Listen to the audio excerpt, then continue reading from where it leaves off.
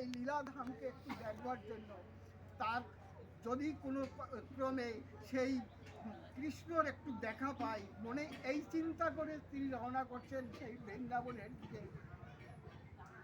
শ্রী শ্রী হরিচাঁদ ঠাকুর তখন ধান কাটছিলেন ভক্তদের দ্বারা, আলের উপর দাঁড়িয়েছিলেন।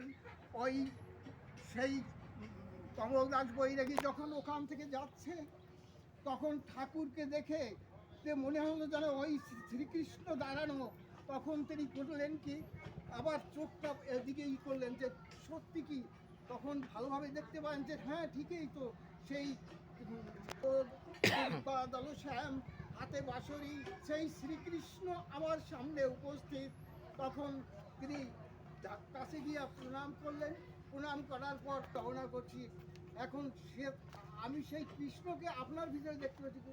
তখন ঠাকুর বললেন যে না, তুই সেখানে করিস না, তুই মোটামুটি বাড়িতে চলে যা এবং আমাকে স্মরণ করিস। এই এখানে কী করছে যে আমার কথা, যে আমরা যদি ভক্তি সহকারে যে মতের বা পথের অনুসারী হই না কেন, ভক্তি সহকারে যদি তাকে ডাকতে পারি, আমার মনে হয় আর কোনোদিন পাবো কিনা সন্দেহ।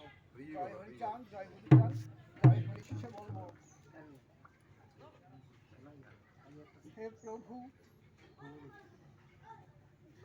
তুমি রহমর আগে ভাগে, তুমি যাও চলি পদচিহ্ন ফেলি, আমি যেন যাই সেই দাগে।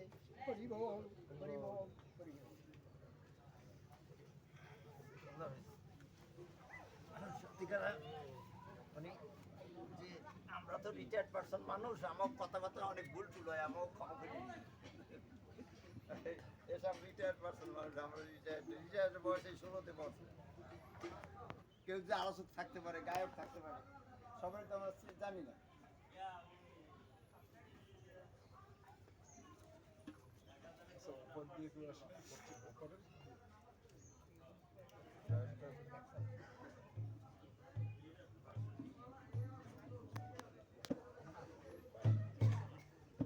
হরে কৃষ্ণ।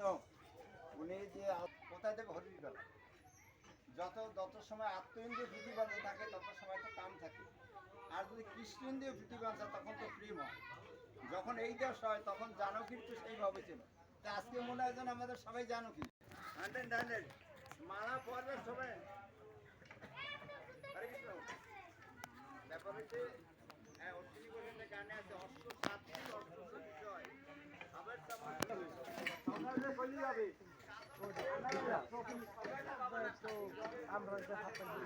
সাথী ঘাড়ে ঘাড়ে চলে। খবর নেই